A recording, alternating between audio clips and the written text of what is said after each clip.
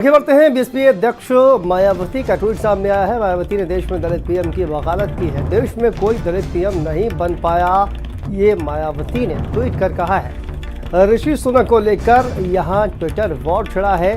Congress BJP में Twitter war हो रहा है।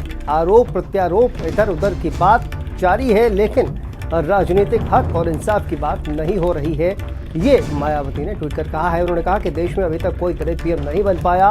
विकसित देश बुरे दौर में नए प्रयोग कर रहे हैं। भारतीय हुक्मरानों को भी संकीर्ण सोच त्यागनी चाहिए।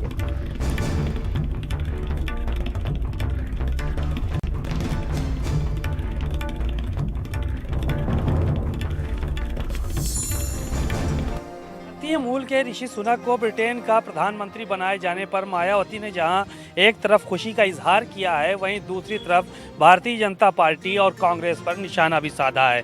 उन्होंने आज ट्वीट कर साफ तौर पर ये कहा कि कांग्रेस पार्टी हो या भारतीय जनता पार्टी हो, ये दोनों पार्टियां दलित विरोधी हैं। जिस चीज़ पे बहस होनी चाहिए उस चीज़ पे बहस ना करके ऋषि सुनक के ऊपर दोनों पार्टियां ट्विटर वार में जुटी हुई हैं। जबकि अगर बाबा साहब भीमराव अंबेडकर को असलियत में कोई मानता तो इस बात की देश में चर्चा करता कि दलित प्रधानमंत्री होना चाहिए।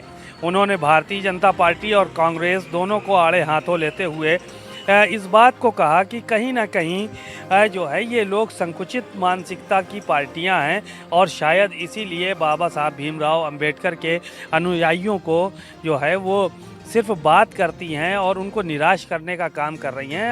अनुयायियों को निराश करके ही वो आगे बढ़ना चाहती हैं और कोई दलित प्रधानमंत्री नहीं बनाना चाहती हैं।